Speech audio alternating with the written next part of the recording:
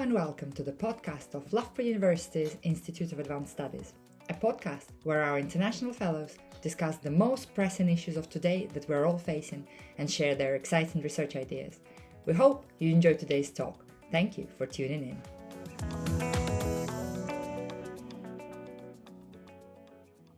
Hello and welcome to the Loughborough University's Institute of Advanced Studies. Where am I? I'm Ksenia Putin, I'm director of the IIS, and it's wonderful to host our residential fellow today, Andrey Ivanov. Welcome, Andrey. Few house rules before we begin. So we are recording the seminar for those of you online. Thank you for joining. If you have any questions, please post them in the Q&A section. We'll be monitoring those. The seminar will be available online, but we are not publishing the Q&A, so just the actual presentation. For those of you in the room, if you have questions, there will be time. We will also be serving lunch, so there'll be time for discussion. And the presentation will be available on our YouTube channel and as a podcast in just a couple of days after the presentation. Well, as always, IIS is the place where we host the most exciting conversations, and it's just great. The conversations that we've already had with you today, bringing so many disciplines together. So I'd like to invite Alex to introduce our fellow. Thank you very much. Thank you. Well, I had the great pleasure of meeting Andrey Ivanov at the Institute for Advanced Science at Notre Dame University in the States. Since then, the Institute of Advanced Studies there was renamed into something like Department of Developing Everything Good, as opposite to developing something bad. But the gist, I think, remains the same. So we found surprisingly many common points of interest, and well, I'm not diving into the substance of this lecture, but I think it can be summarized as follows. A specialist in IT will build you a website. If you want to build an empire, hire somebody who knows physics. Here. Thank you very much. This is probably the best introduction I've had to any of the presentations. Yes, and a lot of the graphics in this presentation are from the website of Russian State Museum in St. Petersburg, which have been releasing a lot of their collections now online, and so a lot of the engravings from the time of Peter I and the 18th century are actually now available. So I'm very thankful that this is the case now. However, some of the materials I have acquired through my own travels in Rome and in Ukraine and in Germany, and so some of the materials are not from the Russian State Museum. So, Birth of an Empire, Feofan Prokopovych and the Metamorphosis of Petrine Russia is the title of my talk today. So, what is this all about? On October 22nd, 1721, which is the Julian calendar, not the Gregorian calendar, an extraordinary event took place in St. Petersburg. Peter I, the Tsar of Russia, had walked into the Holy Trinity Cathedral in St. Petersburg, and he walked in for a choreographed surprise. Archbishop Feofan Prokopovych, who led the liturgy, delivered a sermon declaring Peter's right to become an imperator, an emperor. And the Russian Senate proclaimed the Tsar as the emperor and the father of the fatherland. As this church ceremony unfolded, some 125 galley ships that were docked outside on the Neva River started blasting cannon fire, blank cannon fire, in unison with the gunfire of 23 infantry regiments stationed around the city. That's a lot of gunfire. The palace guards outside the cathedral shouted Roman-style acclamations, voices filling the surroundings with resounding echoes. Peter, who walked into this church as a Tsar, walked out as an emperor. On the way out, some 1,000 guests who were foreign ambassadors, clergy, nobility, followed the Tsar to the so-called Temple of Janus, where a double-headed eagle, the symbol of Janus, was located, and where everybody was drinking and partying, food, entertainment, fireworks, a lot of fireworks. Peter loved fireworks, and dancing that, quote, lasted until into the night. Masquerades accompanied festivity and continued well until October 30th, a week-long celebration. So amidst this pious and ceremonial debauchery, an empire was born. It was an unprecedented event in European history. Since the day of Caesar Augustus, the only emperors in Europe were the Roman ones, holding nominal or real authority over parts of what used to be the Western or the Eastern or both Roman empires. Peter became the continent's first non-Roman emperor. Furthermore, since the fall of the Eastern Romans in 1453, there was only one ruler who held the exclusive license to the Latin title of imperator, the Austrian Kaiser. Yes, the Kaiser of the Holy Roman Empire was the only real emperor in Europe at the time. Peter had actually shattered this title's exclusivity. Now there was a new emperor in Europe. This set the example for propagation of more empires in history. And so after Peter, the next person to do this, to imitate the title, to take the title of emperor, was Napoleon. Here you have Napoleon crowning himself as an emperor in 1804. And then later, Agustin de Iturbide in Mexico City also crowned himself as an emperor in 1822. Germany became an empire, with Wilhelm crowning himself as a Kaiser in 1871. And the British Empire was born in 1876 with the Royal Titles Act. So, but Peter was really the first one who set the example. Now, consequently, or subsequently, the term empire lost its narrow connotation. It acquired broad spectrum of multivalent as well as multidisciplinary meanings, but it was Peter, this Ukrainian archbishop Feofan Prokopovych, and the decadent feast that set in motion the chain of events that got us to this point. So the Ukrainian archbishop was central to this event. He was central to the birth of the empire. Prokopovych organized and prepared all of the legal justifications for declaring an empire. He choreographed the declaration process with the Holy Synod and the Holy Senate, and all the particulars of that were spelled out in the protocols of the Holy Synod, which I'm going to be quoting copiously throughout my lecture. Now, Prokopovych, by the way, is famous in the history of Eastern Slavs. He was a homo universale. He was a polymath, a universal man. He was a poet, a playwright, a linguist, a political ideologist. He was a natural philosopher. Many hats are listed here that he wore. He was the first, by the way, among the Eastern Slavic intellectuals to defend the Copernican and Galilean solar system, the first to teach physics by adopting methods of nuova scienza, new science of Torricelli, Borelli, Robert Boyle, Spinoza, von Guericke, Otto von Guericke, Descartes. I talked about this a couple of weeks ago or a week ago in my lecture of physics of Feofan Prokopovych. He adopted Protestant theology as official Orthodox doctrine. He was the author of the Russian Academy of Sciences project. The original Peter Garden Academy of Sciences project was authored by Prokopovych. He was known to have enjoyed the patronage of famous Hetman of Ukraine, Ivan Mazepa. He promoted Georg Steller for oceanic expeditions in Alaska. He was into the woolly mammoths. I mean, he was doing a lot of things. Homo universale, the universal. Just a quick run of his biography. He was born in the district of Podol in Kiev. So the main part of Kiev is on a hill. That's where they call the Volodymyr, Vladimir Quarter. And then the commercial part was here, down by the river, where he grew up in a family of wealthy merchants.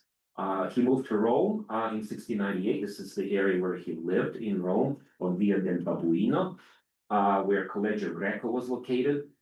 He moved to Germany in 1701, when he read the writings of Martin Luther in a secret library in Rome. He had a conversion experience where he ran away from Rome. He moved to an area that was known as Aufklärungsdreieck, the Enlightenment triangle of Halle, Jena, and Leipzig. And so he developed ties with German Enlightenment, with Jablonski, with the founder of Prussian College of Sciences, with Lawrence Mosheim, with August Hermann Frankl, with Gales, with Leibniz, with Wolff. He returned to Ukraine in 1704. He became the head of the most important educational institution in the Russian Empire at the time. He moved to St. Petersburg to lead the reforms of Peter the Great. And then in 1736, he died in St. Petersburg. So that's just kind of a run of his biography, just to tell you who he was. Now, a quick question before I start going into the substance of Prokopovich's empire building. Now, a quick question that a lot of you probably have here is, wasn't Russia already an empire? Wasn't Moscow already a third Rome? Right? There's this whole literature about Russia or Moscow as a third Rome. Well, the concept of third Rome was never Moscow's official ideology. It is very peripheral, really, in terms of relevance to any discussion here. Secondly, the term Tsar, Russian Tsars were Tsars, right, was not equivalent to the term emperor. The Habsburg emperors of Vienna recognized Russian rulers as Tsars, precisely because they considered the title to be inferior to the title of emperor. So in late Byzantine nomenclature and European diplomatic practice, the term Caesar or Tsar was used to delegate to mean the junior brothers of Byzantine emperors. They were Caesars. Rulers of Romania, of Serbia, and Bulgaria were called Tsars. The king of Georgia, Mepe, was called Tsar in Orthodox Slavic nomenclature or the Byzantine nomenclature. King of Armenia was Tsar. In Polish and Habsburg titulary, Tsar was equivalent to the king, to the idea of the king, Krul or Rex in Latin. That's why in 1815, the Russian Tsar declares the Tsardom of Poland. The Russian emperor declares himself also to be the Tsar of Poland because Tsar means king. And in Eurasian titulary, Tsar was equivalent to Khan. For example, the Khan of Kazan or the Khan of Astrakhan in Russian language was known as Tsar. So it's a Eurasian term as well that indicated that kind of Ivan was the Tsar of Moscow, Ivan the Terrible, the first Tsar. But then when he conquered Kazan and Astrakhan, he absorbed the title of Tsar from the Chinggisid descendants of the Golden Horde that he conquered. So the Tsar was not equivalent to the emperor, and to reach the highest level of monarchy attainable in European titular nomenclature, Tsar Peter had to become an imperator, a Kaiser, an emperor. Now, Peter's architect, Feofan Prokopovych, was responsible for establishing the edifice of the new empire. In his account of empire building, 3 acts of this drama had unfolded. The 3 acts that built the empire. The first is a conceptual link to antiquity. Even though Russia was a new empire that was not a Roman empire, it was an imitation of Roman antiquity that was built into the process. It was a wholly Russian Roman Empire where, in order to become an empire, Russia had to get recognition of Austrian emperor for the title of imperator. And it was also a sacred realm with emperors' secular and spiritual powers combined as Pontifex Maximus with overlordship in ecclesiastical affairs. So let's start with the first act. The establishment of Petersburg's empire was built on innovation and imitation. So innovation was the first feature of the ideological edifice that Feofan Prokopovych had built in establishing this empire. The protocols of the Holy Synod's 1721 deliberations in the run-up to the installation of Peter as emperor underline the novelty of this accomplishment. Russia would not be a continuation of or an inheritor to the previous Roman empires. Russia is not the Byzantine Empire transplanted in northern soil. Russia is not a restoration of a Roman Empire, but in a different soil. It's not a translatio imperium. It was innovatio imperium, the creation of empire just from nothing. And this is something that was emphasized by the protocols of Holy Synod, that the empire was made by father of the fatherland, and that's a great engraving of the father of the fatherland here, imperator, emperor. It was born from darkness into light, from non-existence into existence, and joined the Commonwealth of Political Nations. So Russia was essentially just a new entity created from nothing, ex nihilo. And Peter was the demiurge. Peter was the creator, father creator, who fashioned this, who built this from nothingness. And Prokopovych emphasized that in his sermons before 1721. This is actually a running theme. It's not like Prokopovych came up with this in 1721. He's been talking about this for years in his sermons. So here are some quotations from his sermons. That Peter, you created your Russia by many glorious victories. The Tsar renewed or already gave birth to Russia. And then there's a funeral oration there where he said that this is later on, he emphasized that Peter created the kind of Russia that it had become. So the Russian Empire was clearly a new entity. It had no existence before Tsar, the creator, fathered, his fatherland. Yet in the ceremony of imperial acclamation of 1721, the birth of the empire was not just an innovation, it was also an imitation of ancient Roman example. You see, in order to bake this empire from scratch, Feofan believed that one had to follow the recipe, the original recipe of Roman Empire that was unfolded in Rome in 27 BCE. You had to follow that recipe. Otherwise, the empire is not real. And the two parts of the recipe were extraordinary martial triumph was required to become a candidate for imperial title. So they're looking at Octavian, right, who becomes Caesar Augustus. How does Octavian become Caesar Augustus? What is the basis for this? The basis is martial triumph. You have to win the war. Second basis is that the Senate chooses and grants the imperial title. And so this is, by the way, wooden toy figurine from St. Petersburg's State Russian collection of Peter as Octavian or as a Roman general here. So you had to have this imitation. So on the martial triumph, this was an easy one for Prokopovych. Russia had just won the war, the Great Northern War, that lasted from 1700 to 1721. The Treaty of Nystad was signed and confirmed at the end of August and early September 1721. And so there were already celebrations of this victory. Here you have some captured Swedish ships that were paraded around the islands of St. Petersburg to show everybody, look, we won the war against Sweden. Russia gained Baltic provinces in the war. Russia gained the Gulf of Finland, and parts of Finland, like Viborg, were also conquered by Russia. The Treaty of Nystad was signed.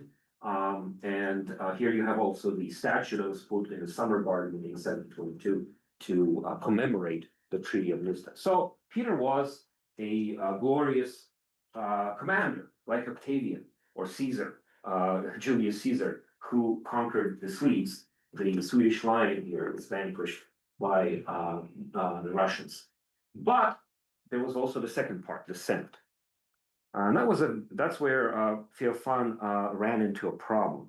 You see, Russia did technically have a Senate, which Peter established in 1711, and which was the gathering of the country's top aristocratic families, as well as the Tsar's appointees. The Senate played a very important function in running the internal affairs while Peter was away, abroad, or fighting the war. But it was not the Senate, but Feofan and the Holy Synod of the Orthodox Church that played a key role in initiating, drafting, and guiding the proclamatory process. You see, Feofan argued that because the Roman Senate habitually bestowed these titles upon the emperors for their illustrious deeds, that was the protocol's basis for the imperial proclamation. And so in ancient Rome, the Senate, which was a secular institution, proclaimed the emperors until the end of the 5th century. And then essentially, it was a secular ceremony. But Prokopovych was not a secular figure. He was an archbishop. And the Holy Synod of the Orthodox Church was, the administrative body of the Orthodox Church. It was not a secular institution. And so Prokopovych would have to recuse himself from the ceremony, which he wouldn't do because he is the ceremony, right? Prokopovych is at the center of it all, and he wouldn't want to remove it. So he had a cunning plan. He had a real, essentially a way out of this dilemma. He decided to join the offices of the Senate and the Holy Synod into one. He called it the Sacred and the Secular Senate. He used the Greek word synkrit for the Senate. And so you see here the echoes of that depicted in the ceremony. So here you have the gathering of the Senate. It has the ecclesiastical figures and the secular figures, the senators, the aristocrats. Really, you have two institutions, the secular and the sacred. And really, the sacred one plays the most important part because it's Prokopovych who's drafting this whole. But they combined the two institutions, and therefore they had overcome this problem of having a non-secular institution perform a secular ceremony that was imitating the ancient Roman example. So the second act is the Holy Russian Roman Empire. So behind the scenes of this enveloping drama of imitating the Roman precedent lurked another act that was no less important than the previous one. This was also a very important act in the birth of the empire. You see, the Byzantine state, the Eastern Roman Empire, was a continuation of Roman Empire. The Holy Roman Entity, and here you have the map of Holy Roman Entity in the 17th and 18th centuries, was an example of restoration of empire. So you have restoration of empire, you have also continuation of empire. Russia was neither of these. Holy Roman Empire was an example of restoration of empire because Charlemagne was restored the empire, and to restore the empire and be recognized as emperor, Charlemagne had to get recognition from the East. That is why Emperor Michael I had recognized Charlemagne as the emperor of Western Roman Empire or Holy Roman Empire. And in fact, the cross recognition of the emperors was common since Diocletian. When Diocletian had kind of split the empire into four parts, but later it's really two parts, and one emperor would recognize another one. So you had two emperors. So in order for Peter to be a real emperor, he had to have recognition from the only existing imperator in the world at this time, the Austrian emperor. The Austrian emperor had to recognize Russia as an empire. Without it, the whole thing would just be kind of a hollow, essentially fake entity. Now, Russia and Austria were already military allies due to their common front against the Ottoman Empire. They were on very good terms. Peter was fascinated by the Holy Roman Reich. He visited Vienna in 1698 and 1699 to sign a Treaty of Karlowitz. Emperor Leopold I, who had a great fashion sense, extended this exceptional reception to Peter. The younger Tsar, by the way, viewed Leopold as his mentor and gained also good relations with Leopold's successor. So when Leopold dies, you have Joseph I, and then Charles VI,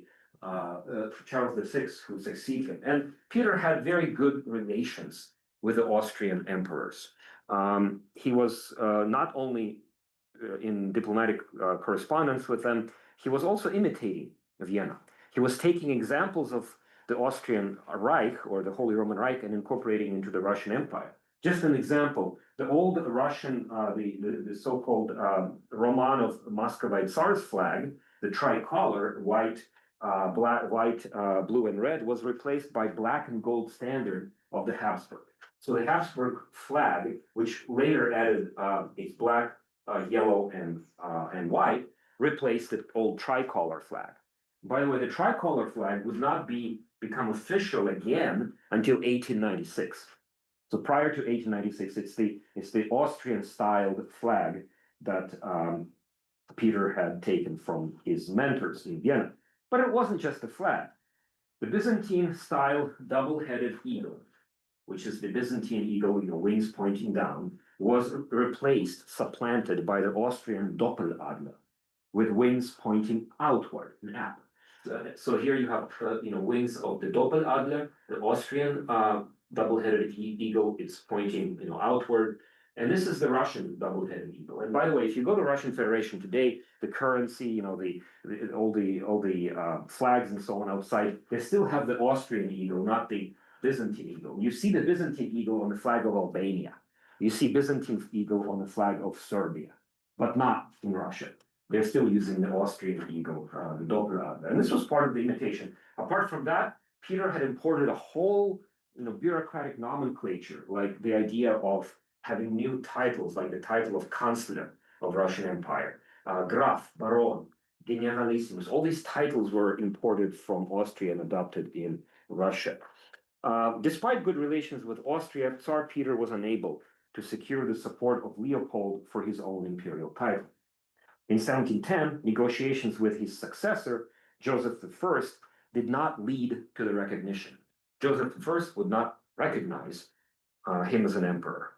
In 1711, Joseph I died, and you have a new emperor, Charles VI. And so Tsar Peter had decided to strengthen his ties with the new emperor, Charles VI, through marriage. What a best way to get recognition for an empire by, if not by marrying into it. Let's marry into the empire and get recognition. That was the plan. So he married his son Alexei to Charlotte Sophia of Wolfenbüttel and Brunswick, the Dutch of Brunswick, marking the first time a Romanov married into European Protestant ruling house, which was part of the Holy Roman Empire. This alliance was significant. The Dutch of Brunswick publicly recognized Peter as an emperor in a wedding ceremony. Additionally, Charlotte Sophia was the sister-in-law of Emperor Charles VI, because her sister, Elisabeth Christina of Brunswick, of Braunschweig-Wolfenbüttel, was the wife of the new Austrian emperor. She was, by the way, the mother of Maria Theresa. And if you go to Wolfenbüttel today, there's a famous hotel where Maria Theresa was conceived. They have a big plaque outside. Come here and visit us. They conceived Maria Theresa in this hotel. So this marriage made Peter a relative of the Holy Roman imperial family. Peter married his son into the family of Austrian Empire, literally gaining an inside track to a possible recognition. But alas, none of this worked. Despite marriage ties, there would be no official recognition for Peter from Vienna. The Emperor of Austria was holding fast to the exclusivity of the title of imperator or Kaiser. So what to do? Well, this is where Feofan Prokopovych comes in, because the archbishop had a plan, a cunning plan, a way out of this dilemma. If the Austrians would not recognize Russia as an empire, no problem. We will manufacture the recognition anyway, and then we will thank the Austrians for it. Very simple. A very, cunning plan, right? The basis for the emergence of the Russian Empire was not just an innovation or imitation, it was also recognition or concoction of recognition, called agnitio imperii in Latin. So was really a key element to this. Now the whole scheme was based on an obscure document found in Moscow archives in 1718. It was the text of Emperor Maximilian's 1514 treaty against Poland with Grand Prince of Muscovy, not Tsar, but Grand Prince of Muscovy, Basil III, where in that document he acknowledges Maximilian III acknowledges Basil as Kaiser. Now this is very interesting. It hasn't happened before that an Austrian emperor would recognize a Muscovite prince as a Kaiser, and it hasn't happened again. It was really an oddity, an odd document that really had no continuation, and the practice never really took off.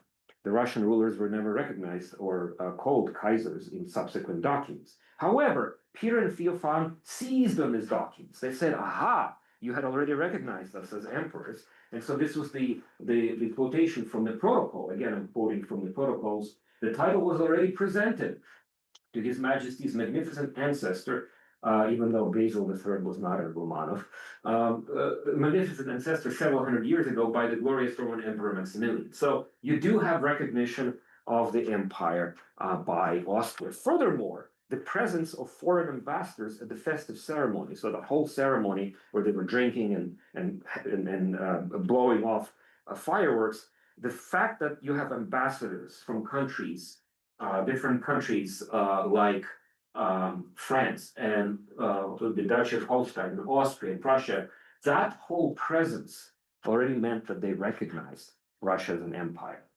He called it the extending of their right hands, meaning a symbol of recognition. Of course, just being at the party doesn't mean they recognize what the cause of the party is, right? But the diplomatic protocol recognition for Russian Empire would still come in foremost. Prussia recognized Russia as an empire in 1721, Netherlands in 1722, Denmark here 1732. Now, Austria and Holy Roman Estates had a long discussion about this, and Maria Theresa finally recognized Russia as an empire, and Holy Roman Empire also recognized Russia as an empire, Poland here in 1764. So finally, an empire was born and recognized by other European powers. And now we come to the final feature of the birth of Russia's empire. In Feofan's mind, Petrine state was a sacred entity, a holy Russian empire. Its sacredness was based on one ideological pillar, the conflation, or I should say rather confluence, of sacred and secular authority. This sacralization also had roots in ancient Rome. So the idea was that Peter has to become Pontifex Maximus to become a full-scale emperor. He has to take both the spiritual and the secular authority and incorporate it into the office. Now, it all had a Roman precedent, by the way. So prior to 379 AD, an emperor of Rome also held a sacred title of Pontifex Maximus, the supreme priest of Roman religion. Every emperor in ancient Rome was the supreme priest of the pagan religion, official religion of Rome. In Christian Rome, however, Emperor Gratian abandoned the pontifical title because Saint Ambrose of Milan didn't like it. Said, "Oh, you can't be the priest of the Roman religion if we have, the actual priests of the Christian religion here." And so the term pontifex was adopted by various Western and Eastern bishops, and most notably by the Pope of Rome. Today, Pope of Rome is Pontifex Maximus. Subsequent Byzantine church-state relations, by the way, emerged in the form of symphonia, balance of powers where the church and the state were separate entities, had their own powers, but lived in some kind of symphony. And so you had the title or authority of the emperor and the title of authority of the patriarch in Eastern Rome. Now, a form of symphonia also existed in Moscow, with Tsar and the patriarch holding separate powers. Sometimes those powers were in conflict, like in 1666, with Patriarch Nikon fighting against Peter's father, Tsar Alexei. Now, one being the head of the state, the other being head of the church, you kind of had two authorities in Moscow. Peter believed that the existence of the patriarch was an impediment to modernization and reform. You can't have two arcs, right? The monarch or the autoarch, the autocrat, and the patriarch. You can't have the two authorities. So what to do here? How to find a way out of this dilemma? Because patriarch is a well-respected church authority. Peter, as Tsar, can't just remove the patriarch. It has to be done through the church, an official canonical standards justified by quotations from the Bible and theology. So Peter was not a theologian. What to do? What to do? Well, this is where Feofan Prokopovych comes in, because the archbishop has a plan, a cunning plan, right? A way out of this dilemma is published in July of 1721 in an essay called Розыск Pontifexi. That's how it is, kind of the short title. It actually is a very long title. Investigation into the title of Pontifex. And the main points of this essay, which becomes kind of part of the Russian legal framework. So this is the legal justification for the title of Pontifex Maximus. The argument was that the Roman imperial title of Pontifex Maximus was improperly taken away by Saint Ambrose of Milan, creating, quote, a confused nation, end of quote, where there are where there's no supreme spiritual authority anymore and two authorities now.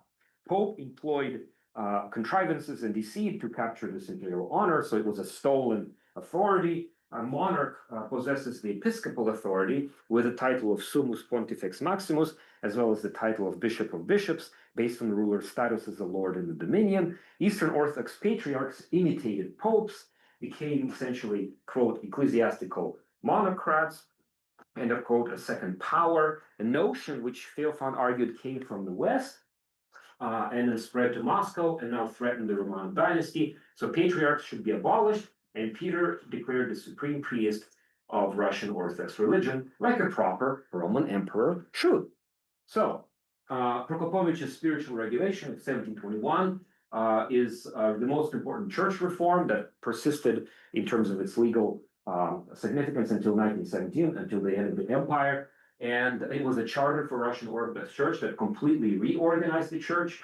And so Prokopovych published this in September of 1721. So he first publishes in July the investigation about Pontifex. And the argument here is that Peter will become now the Pontifex Maximus if he's declared an emperor. And then he's declared an emperor in October. So that means, you know, the historical investigation comes into effect in October of 1721. So you could see the whole year was very busy. The 1721 was a very busy year with church reform, where Feofan is reforming the church, and the reform of the empire happening all at the same time.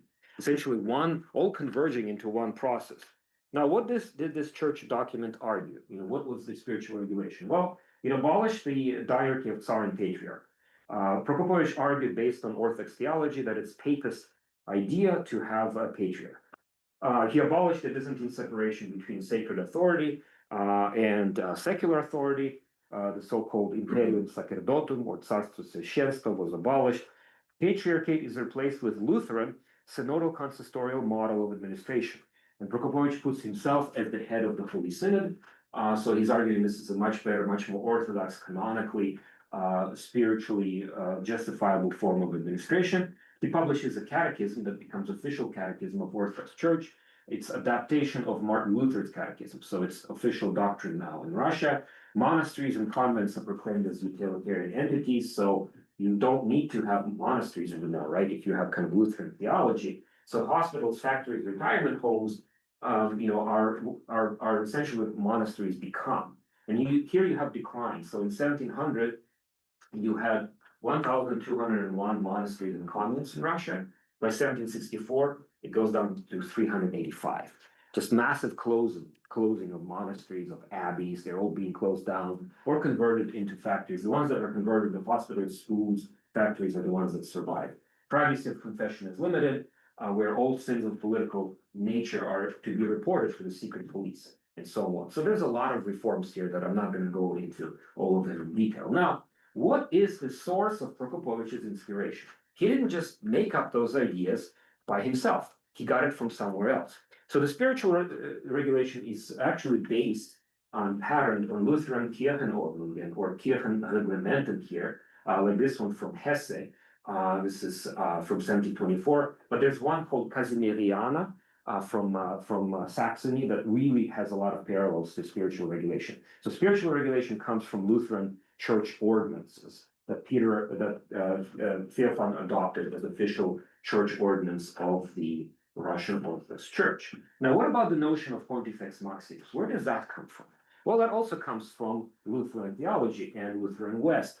So essentially, what happened during the late Reformation in Protestant Germany, you had prominent German theologians like Stephanus, who ended the 30 Years' War with the whole idea of cuius regio, eius religio. That's a formula that ended the 30 Years' War in Germany. You had Gerhard, you had Reinking, the architect of Denmark's absolutism. They argued that Protestant Germany and Holy Roman Empire must have a Pontifex Maximus. And the Pontifex Maximus must be the emperor. So the emperor in Vienna must be declared by the Lutheran Church as the supreme priest of the Lutheran Church in Vienna. Now they ran into a problem because the emperor in Vienna was a Roman Catholic, and he would never accept a title of Pontifex Maximus. So if the Lutherans in Germany wanted to give the emperor in Austria the title of Pontifex Maximus, he would never accept such a title. So instead of giving this title to an emperor, they decided to designate episcopal lordships over church affairs to local Protestant rulers, like the King of Denmark. The King of Denmark becomes the summus episcopus. He becomes the supreme bishop of Denmark. And, you know, the elector of Brandenburg would become the supreme lord over ecclesiastical affairs. But you see, Prokopovych and Peter did not have those qualms. Peter could be declared an emperor and Pontifex Maximus. He's not a Roman Catholic. He can take both titles and be a full restored emperor with both powers, just like the Roman emperors were prior to 479. Now, Prokopovich's idea of secular and sacred, by the way, also had parallels in Thomas Hobbes. So I'm ending here now with kind of not a very bright spot. You know, Thomas Hobbes is not known as for his sort of most positive writings, but Thomas Hobbes argued that you cannot have two authorities, because the simple people would be seeing double. This fear of seeing double really gripped Leviathan, that you can't have somebody who's in charge, the Pope who's in charge of the church and the king who's in charge of England. You can't have them at the same time. You must have both authorities merged into one. And so here you have the spiritual regulation, and here you have Hobbes' Leviathan, first chapter, and so here, first tome. And so the parallels are very clear, that the idea of seeing doubles, that the simple people will see that, there will be two powers or two rulers, and this would lead to revolts and civil war, like the Civil War in England. This is all very, clearly comes from Hobbes. But there are actually a lot more parallels in Prokopovych and Hobbes that go beyond that. I'll just go through them very quickly and not cover all of them, but we can talk more about this in Q&A. So there was a kind of politics to the physics, or the physics to the politics of Prokopovych and Hobbes, because they both opposed the idea of emptiness, of void, right? They said there is no void, they were plenus. They said everything is filled with a plenum. And they argued, Hobbes argued this, and Prokopovych argued this, that if you have vacuum, right? And this is, my last week lecture when I talked about the physics of Prokopovych, how he argued that there cannot be void or cannot be vacuum. But they also argued that, the society abhors political vacuum. If you have political vacuum, well, then you have wars, and you have war of all against all.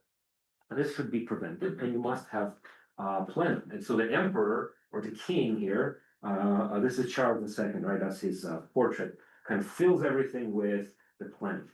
Prokopovych argued that all world was material and all was matter. This is something that Hobbes also argued. So even angels are made out of matter. There's no such thing as ghosts. They're material beings. He didn't say the ghosts didn't exist. He just said everything is material in this world. Everything that was created by God, except for God, of course, are material. And even if we don't see angels, it doesn't mean that they're non-material. So this means that if everything is material, you cannot have two authorities, a material authority and an immaterial authority. No, if everything in this world is matter, then everything in this world must be to the subject of emperor's authority. And so Prokopovych argued this very clearly. Everything is subject to the authority of secular ruler because everything is material. They both argued against miracles. Actually, there's some quotes here that they said that in the monarchy, you won't have miracles because the emperor is the miracle. You only have miracles in countries or states with weak monarchy. If you have countries with very, very weak monarchies, then you have all these priests who manufacture miracles, but the real miracle is Peter I, the emperor of all Russia. So I'm going to end here, and in this cauldron of this Hobbesian world, this cauldron of sacred and secular confluence, in the drama of imitation and innovation, in the concoction of recognition, an empire was born. So I'm going to yield the floor for any questions, comments, rejoinders, or rebuttals. Thank you very much.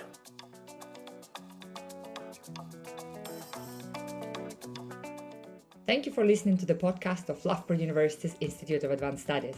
A quick reminder about how to stay connected. You can find us on Blue Sky, LinkedIn, and Instagram, and you can also watch the presentations on YouTube. The podcast is available on all the major platforms. Please download, share, and most importantly, subscribe. See you next time.